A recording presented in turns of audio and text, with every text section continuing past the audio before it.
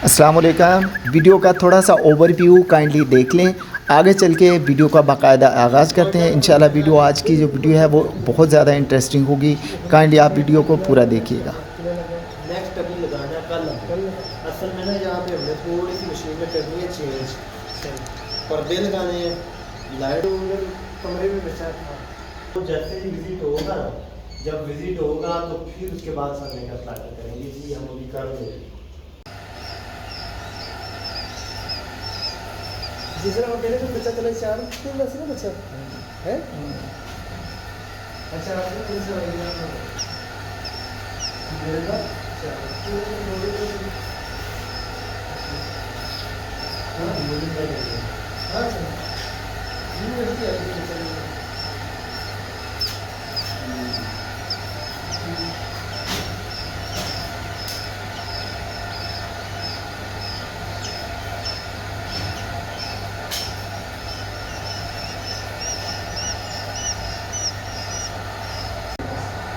भाई प्यारे लग रहे हो।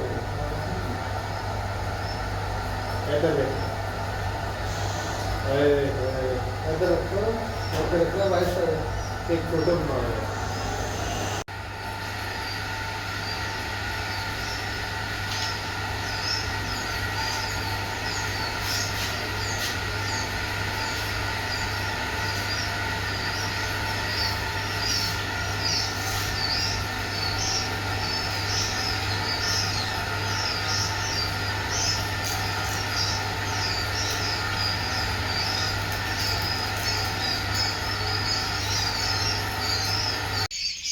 अस्सलाम वालेकुम। साबर फार्म यूट्यूब चैनल में खुश आमदीद। आज जनाब हम आपको दिखाएंगे बच्चा, जो छोटा बच्चा होता है, किस तरह उसकी तैयारी का प्रोटोकॉल होता है और बच्चा अंडे से कैसे निकलता है, एम्ब्रियो का जो तैयारी होती है अंडे के अंदर वो किस तरह होती है, सारा प्रोटोकॉल मैं आहिस्ता आहिस्ता आपको अपनी वीडियो में समझाऊंगा, बताऊंगा। देखें, अब सबसे जो पहले है ना, टेम्परेचर तकरीबन 81.5 फ़ारेनहाइट आ रहा है, लेकिन नमी का तनासब जो है ना वो 81 है। तो ये जो नमी है ये थोड़ी सी ज़्यादा है, टेम्परेचर अभी कम है। तो ये बच्चा, इसको भी हम नहीं छोड़ रहे भाई। देखें, इसको सर्दी लग रही है, थोड़ा सा भट्टी को हम तेज़ करेंगे। जब टेम्परेचर चला जाएगा ना 95 पे जब जाएगा उस वक़्त बच्चे को छोड़ेंगे। हाँ, आपके यहाँ बच्चा आता है तो आप क्या कर सकते हो, जब टेम्परेचर 95 हो जाए, तकरीबन 90 प्लस हो जाए, तो उस वक़्त आप बच्चे को छोड़ें। अगर आप पहले बच्चे को छोड़ेंगे तो बच्चा भट्टी के करीब जाएगा और इस तरह बच्चा जो है ना हीट स्ट्रोक हो जाता है। बच्चे को ज़्यादा हीट का झटका लग जाता है, ज़्यादा उसको हीट स्ट्रोक होने की वजह से फिर बच्चे की मोर्टेलिटी होती है। अब बच्चे को हमने यहाँ पे अभी नहीं छोड़ा। पहले जो तैयारी में शामिल होता है वो प्लेटों में फ़ीड डाल देते हैं, फ़ीड को अच्छी तरह बारीक करते हैं। ये जैसा कि आप देख रहे हो, स्टार्टर फीड का इंतखाब करके इसको बारीक पीस लेते हैं। पीसने के बाद प्लेटों में डाल देते हैं। अब बर्तन लगाने हैं। देखो, बर्तन में ये चॉइस बर्तन की अगर आपने करनी है तो आप सिल्वर वाला बर्तन लगाइएगा, टाइल के ऊपर रख लें। टाइल को नीचे आपने बूरे में गाड़ देना है, लेकिन ये लड़के ने नहीं इनको गाड़ा हुआ, क्योंकि ये बच्चा जो है माशाल्लाह ये जंबो कोयल का बच्चा है। जंबो का बच्चा जो है बड़ा इजीली वो पानी पी लेता है, लेकिन जो स्टैंडर्ड कोयल है उसका बच्चा छोटा होता है साइज़ में और जसामत में। उसके लिए क्या करना है कि ये टाइल है, इसको नीचे गाड़ देना है। ये मैं आपको दिखा भी देता हूँ, करके भी दिखा देता हूँ। परचम को नीचे रखेंगे, ठीक है, और टाइल को हटा देंगे। देखें, इसके नीचे से बूरा नहीं हटाया, इसको हटा देना इस तरह बूरे को। ये बुरा हट गया। अब आप टाइल को यहाँ पे रखेंगे, ये इसका लेवल जो है नीचे चला जाएगा। ये अब आपने बूरा इसके साथ लगा देना है। बूरा हमेशा रंदे का इस्तेमाल करते हैं या चावल का छिलका इस्तेमाल करते हैं। बैलेंस हो गया। अब आप बर्तन को उठाएंगे और इसके ऊपर रखेंगे। अब ये अप्रोच में बच्चे की जो पहुँच है ना, जो चोंच है, वो इजीली पहुंच जाएगी इस तक। पानी इजीली बच्चा जो है ना वो पी सकेगा। तो ये हमारे यहाँ तो अल्हम्दुलिल्लाह ये वाला जंबो है, तो जंबो का जो बच्चा होता है ये बड़ा इजीली पानी पी लेता है। तो लेकिन ये अभी सर्दी महसूस कर रहा है, इसकी सर्दी महसूस करने की रीज़न वो मीटर बताएगा डिजिटल। अभी क्या है 81.6 है। उस वक्त तक बच्चे को हम नहीं छोड़ेंगे इंशाल्लाह। मैं वीडियो में बच्चे को निकलता भी दिखाऊंगा, एम्ब्रियो कैसे अंडे से निकलता है और एम्ब्रियो कैसे डेड हो जाता है अंडे के अंदर, वो भी बताऊंगा। मुनासिब रोटेशन, उसके बाद अंडे का जो ऊपर का छिलका होता है वो कितने mm का होता है, ये सारी चीज़ें मैं इंशाल्लाह आज की वीडियो में आप लोगों के साथ शेयर करूंगा। लेकिन पहले जो बुनियादी प्रोटोकॉल होता है ना, वो हीट होता है भाई, वो मैं सबसे पहले आपको उसके मतलब मैं आगाह करूंगा। देखें फीडिंग हुई पड़ी, बर्तन का आपको मैंने बता दिया। बर्तन टाइल को हमेशा बूरे के नीचे गाड़ेंगे और इजीली एक्सेसिबल करेंगे पानी को। सबसे पहली ज़रूरत जो होती है परिंदे की, जब आपके फार्म पे आता है, हीट के बाद पानी और पानी के बाद खुराक। तो थोड़ा सा यहाँ पे आप देख रहे हो थोड़ा सा धुआं हुआ है। तो जब भट्टी को जलाते हम लोग बच्चे को रिसीव करने के लिए निकल गए थे, तो पीछे से भट्टी को मैनेज नहीं किया गया, इसीलिए हम अपने बच्चे को अभी नहीं छोड़ेंगे। ये उस वक्त छोड़ेंगे जब टेम्परेचर कितना हो जाएगा 90+ हो जाएगा। अब मैं आपको अपना जो बड़ा बच्चा है जंबो वाला वो आपको दिखाने लगा हूँ। ये पर्दे की दूसरी साइड पे है। हमने इसको इसलिए पर्दा लगाया क्योंकि इसको जो टेम्परेचर का रिक्वायरमेंट है ना वो बिल्कुल अब नीचे आ गई है। ये इसको बहुत मुनासिब टेम्परेचर अब चाहिए होगा। पर्दा लगा के दूसरी जानब हम छोटा बच्चा छोड़ेंगे आज। अब ये वाला जो बच्चा है माशाल्लाह आज ये 18 तारीख हो गई है, तो 2 दिन निकाल दें 18 में से। ये आज 2 हफ्ते और 1 दिन मसलन ये 15 दिन का हो गया ये वाला। तो वज़न माशाल्लाह इसका बड़ा बेहतरीन है। और मोटेलिटी के मतलब आपको बताऊं तो मोटेलिटी इसकी हुई है अभी तक तकरीबन 100 मोटेलिटी हुई है। तो यार मैं ना एंटीबायोटिक का आपको कह रहा था कि हम इसको इस्तेमाल नहीं करेंगे। अनफॉर्चुनेटली जो पिछला वीक गया है पूरा 8-9 दिन गए हैं वो बग़ैर सन के गए हैं, सूरज नहीं निकला। तो सूरज ना निकलने की वजह से इसका थोड़ा सा ज़्यादा इसको क्रॉस कंटेमिनेशन हुई थी। बर्ड को क्रॉस कंटेमिनेशन बोलते हैं कि एक मसलन फ्लॉक होता है बड़ा एक छोटा, तो अगर उन दोनों को पास रखा जाए तो उनकी एज डिफरेंस की वजह से क्रॉस कंटेमिनेशन हो जाती है। कार्बन डाइऑक्साइड जो फार्म में है उसका लेवल ज़्यादा हो गया था, नमी का लेवल हमसे कंट्रोल नहीं हुआ, तो इनके गले में थोड़ा सा इन्फेक्शन आ गया था। इन्फेक्शन की वजह से इनको हल्का बुखार और बुखार की वजह से 2-4 मोटेलिटी होना शुरू हो गई थी। तो एंटीबायोटिक भाई मजबूरन इसको हमने इस्तेमाल करवाई है। 12-12 घंटे हमने 3 दिन इसको एंटीबायोटिक इस्तेमाल करवाई है। तो ये जो मैं जेन में एक चीज़ रखी हुई थी कि यार इसको एंटीबायोटिक्स हमने इस्तेमाल नहीं करवानी, तो मजबूरी के तहत हमने जो है एंटीबायोटिक इसको थोड़ी सी इस्तेमाल करवाई है। तो ये एक हमारा प्रोटोकॉल था कि यार इसको एंटीबायोटिक नहीं देंगे। तो अब क्या करें कि मजबूरी के तहत जो है एंटीबायोटिक इस्तेमाल करवा दी है इसको। तो हेल्दी है माशाल्लाह। एंटीबायोटिक हमने फिर इसकी हटा दी है। 2 से 3 दिन हमने 12-12 घंटे इसको पानी दिया। एंटीबायोटिक्स कौन सी दी है वो आपको बता देता हूँ। न्यूमाइसिन पानी में ऐड की है, साथ में ऑक्सी टेट्रासाइक्लिन ऐड की है और फ्लोरफेनिकोल ऐड की है। फ्लोरफेनिकोल जो है वो ब्रॉड स्पेक्ट्रम है और एंटीबायोटिक है। इसके साथ ऑक्सी है वो भी ब्रॉड स्पेक्ट्रम है। न्यूमाइसिन जो है वो अंतड़ियों की सोजिश, एंट्राइटिस वगैरह इसके लिए जो है ना वो बेस्ट है। तो 3 एंटीबायोटिक्स का कम्बिनेशन करके हमने इसको यूज़ करवाया है। अब मैं आपको लेके चलता हूँ वही छोटे बच्चे की जानब। जब टेम्परेचर इसका 95 होगा उस वक्त बच्चे को छोड़ेंगे और साथ में आपको मैं दिखाऊंगा कि जो एम्ब्रियो है अंडे से कैसे निकलता है, वो मैं सारा कुछ आपको दिखाता हूँ। ये अभी अगर इसका गेट खोलेंगे तो ये भट्टी धुआँ करेगी, तो मैं गेट को लिहाजा बंद कर देता हूँ ताकि अंदर जो है ना वो धुआँ ना हो।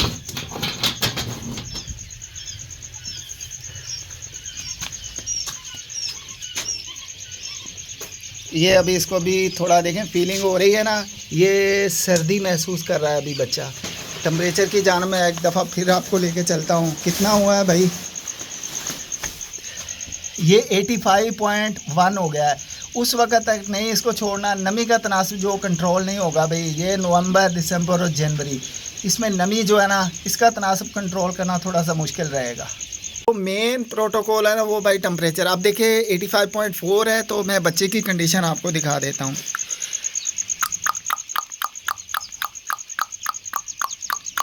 देखें अब ये थोड़ा सा फैलना शुरू हो गया, थोड़ा एक्टिव हो गया। साइज़ में माशाल्लाह आप देखते हैं जंबो, यार ये क्विल होता है ना जंबो, ये साइज़ में बेहतरीन होता है। इसका एवरेज बॉडी वेट होता है ना डे 1 पे, वो तकरीबन होता है 9 ग्राम 8 ग्राम। तो रास्ते में थोड़ी सी इसको सर्दी लगी हुई थी, तो सर्दी की वजह से ये अगर फार्म पे लेके आए हैं तो यहाँ पे भी टेम्परेचर कम था, तो इसको जब बेहतर करके टेम्परेचर को इंशाल्लाह जब 95 हो जाएगा तो बच्चों को इंशाल्लाह छोड़ देंगे। तो यही सबसे जो है ना बढ़िया बात है कि जो टेम्परेचर है इसका, ख़ास तौर पे नवंबर दिसंबर और जनवरी के महीनों में टेम्परेचर को भाई मैनेज करना ये हमारे लिए भी एक चैलेंजिंग बात होती है। तो जो न्यू कमर हैं उन दोस्तों के लिए ये मशवरा है कि अगर वो इसका सर्दी का, इसका जो जाड़े का प्रोटोकॉल है वो पूरा कर सकते हैं तो मोस्ट वेलकम। डाल लें बच्चा, कर लें शुरुआत अपने काम की, किसी भी इलाके में हो।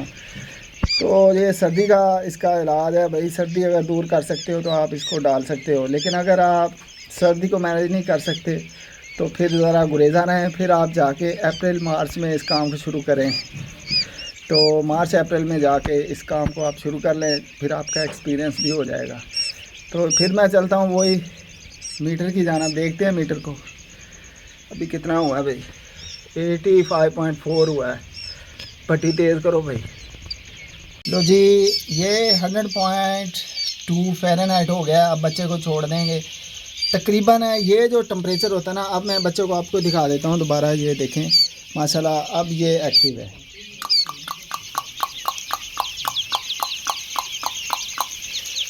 तो टेम्परेचर जो है वो 100 है, ठीक है। नमी का तनासब भी कम होने लग गया है, क्योंकि नमी जो नीचे होती है ना वो गर्म होकर ऊपर उठ जाती है हवा के साथ, तो जो नमी है वो भी 50 है। लेकिन जो अगर टाइम देखेंगे तो टाइम 4:24 मीटर दिखा रहा है, ये टाइम गलत है। अब रात के तकरीबन 8 साढ़े 8 का टाइम है, तो ये टाइम गलत है। नमी का तनासब भी बेहतर हो गया है।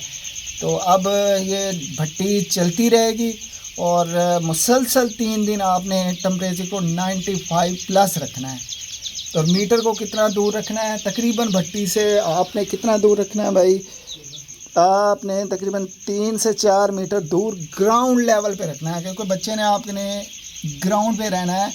छत पे लगाने की ज़रूरत नहीं है, ऊंचा यहाँ पे नहीं लगाएंगे, ऊपर नहीं लगाएंगे, ग्राउंड लेवल पे रहेगा आपका मीटर, क्योंकि बच्चे ने ग्राउंड लेवल पे ही रहना होता है। तो अब मैं आपको दिखाता हूँ कि जो बच्चा एम्ब्रियो किस तरह निकलता है, ये सारा इंशाल्लाह आपको सब मैं दिखाता हूँ आगे चल के। थोड़ा सा धुआं हुआ है, छोड़ो भाई, छोड़ो छोड़ो छोड़ो, माशाल्लाह बिल्कुल टेम्परेचर ठीक हो गया। छोड़ दो अब इसको आराम के साथ। देखें टेम्परेचर की ही आज वीडियो का ज़्यादा मेरा फोकस टेम्परेचर पे इसलिए रहा है भाई, ये जो महीना नवंबर दिसंबर जनवरी और मिड फरवरी तक बहुत ज़्यादा शदीद ठंड पड़ती है। और इसमें सबसे बड़ा प्रोटोकॉल, दोस्त मुझको व्हाट्सएप पे रब्ता करते हैं, यार हमने इतना बच्चा मार लिया इतना मार लिया। तो सबसे जो बड़ी वजह है वो टेम्परेचर ही होता है। देखिए बच्चे को छोड़ते ही वो टेम्परेचर पूरा करेंगे, फीड की तरफ बढ़ेगा, पानी की तरफ बढ़ेगा। छोड़ो माशाल्लाह, टोकरियाँ बाद में उठा लेना इधर, छोड़ दो।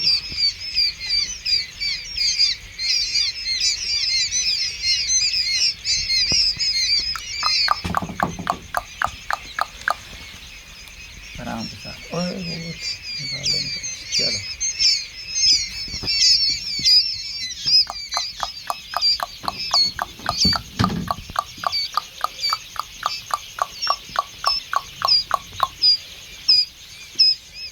$2600, हाँ ये है 2600 पूरा है। और कुछ छोटे छोटे होंगे उस तरफ, वो कमज़ोर बच्चे वो उसको काउंट नहीं करते, हेल्दी बच्चा ही काउंट होता है।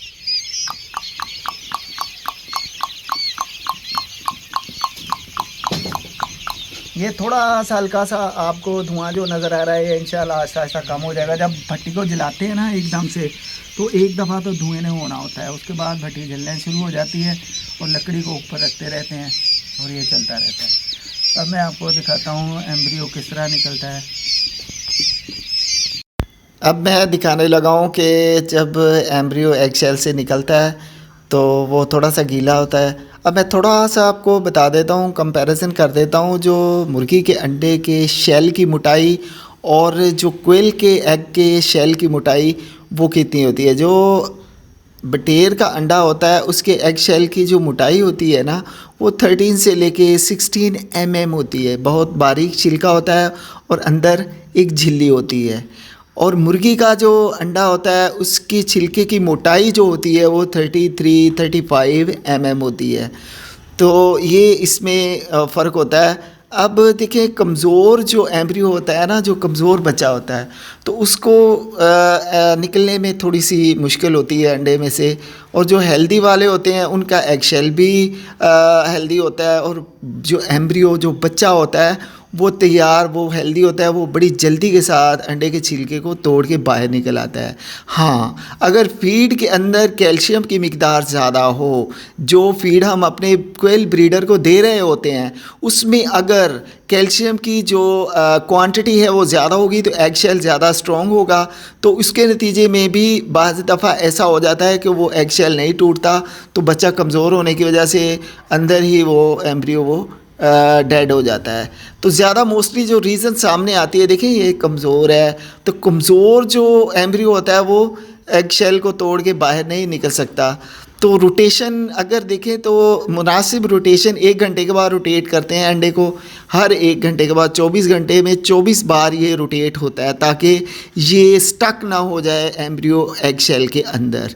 तो ज़्यादातर मोस्टली जो रीज़न बनती है एम्ब्रियो की जो वो यही होती है कि बच्चा जो होता है ना वो कमज़ोर होता है। कमज़ोर होने की वजह से बच्चा जो है एग शेल से जल्दी बाहर नहीं निकलता। अगर टेम्परेचर फ्लक्चुएट हो जाए या अंडे की ओवर क्राउडिंग करें तो बच्चे को ज़्यादा सांस के मसाइल हो जाते हैं हैचरी के अंदर, हैचिंग के दौरान। ये सब चीज़ें हैं, ये मैं अपने नॉलेज की बेस पे, अपने एक्सपीरियंस की बेस पे अपने दोस्तों के साथ मैं शेयर करता हूँ। देखिए, ये ज़्यादातर आप देख रहे हैं ये बच्चे कमज़ोर हैं। अब इनको यहाँ पे अलहदा रखेंगे क्योंकि दूसरा जो बच्चा हमने छोड़ दिया है वो बच्चा हेल्दी है, ड्राई हुआ हुआ है। इनको अलहदा रखेंगे, अलहदा रख के इनमें से तकरीबन 50% जो छोटे बेबीज़ ये तकरीबन सर्वाइव कर जाएंगे और 50% जो है वो बच्चे सर्वाइव नहीं कर पाएंगे क्योंकि ये कमज़ोर हैं। तो यहाँ पे जो ये होता है ना कि टेम्परेचर फ्लक्चुएट हो जाए, रोटेशन में कोई मसला आ जाए, या आपका जो छोटा बेबी है, एम्ब्रियो है, वो कमज़ोर है, तो वो बच्चे नहीं निकल पाते। उसके बाद वो अंडे जो ख़राब होते हैं वो उनमें होता है कि वो क्रॉस नहीं वो होता, इस वजह से भी अंडे जो है। लेकिन यहाँ पे हैचेबिलिटी का बता दूँ तो माशाल्लाह 75% हैचेबिलिटी है। तो 75% हैचेबिलिटी जो है वो बहुत बेहतरीन रेशो होता है। अंडे में से 100 अंडे में से 75 बच्चे जो आए हैं, तो माशाल्लाह ये बेहतरीन रेशो है।